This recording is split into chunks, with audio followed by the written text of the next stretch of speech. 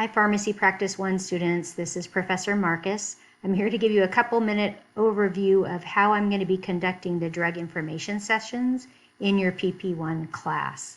So we'll be using a flipped learning approach, and it consists of three pieces of learning that you see here. One is preparation materials. These will be short readings or videos or interactive modules on Moodle for you to learn some foundational material. Then we'll come together for in-class activities. And then the third piece of our learning cycle is some post-class assignments. So let's look at each of these in a little more depth. So the preparation materials, this will be work that you will do on your own prior to class.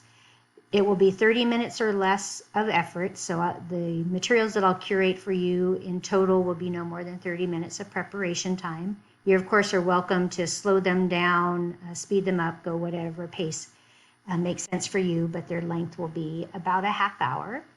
The purpose of this is to introduce key concepts so that everybody has a certain foundational knowledge before we get together in class. And what you need to do is review these materials and then be ready to come in and clarify and apply. So meaning clarify, come with your questions, and apply mean be ready to jump in and try the activity during our in-class time. Once we're all together in class, this will be in small groups. It might just be you and one other student, or maybe a group as large as maybe 6 students or so.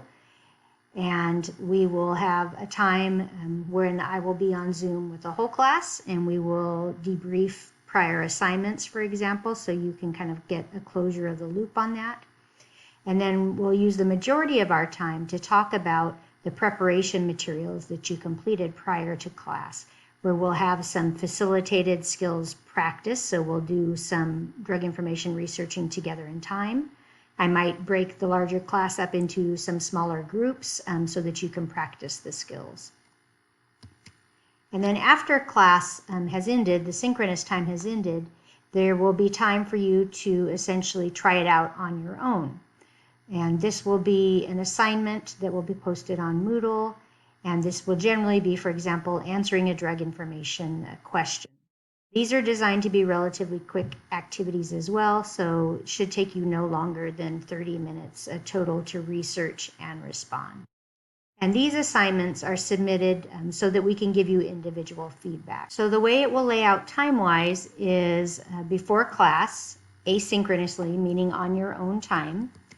You will be doing the preparation materials that will be for that day's topic.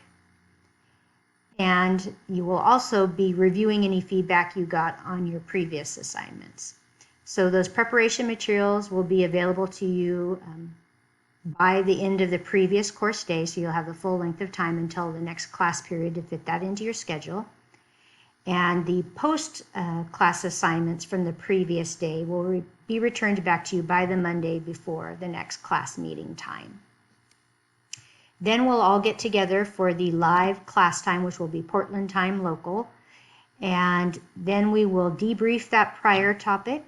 And I will try to summarize for you any key learning takeaways or things that I saw were common strengths and weaknesses of the whole student cohort performing the skill. And then we'll spend most of our time on that new topic, answering your questions, doing some guided practice, and then I will orient you to the next assignment that you're going to need to complete by that evening. So after we're done with our synchronous time, there will be some asynchronous self-study time.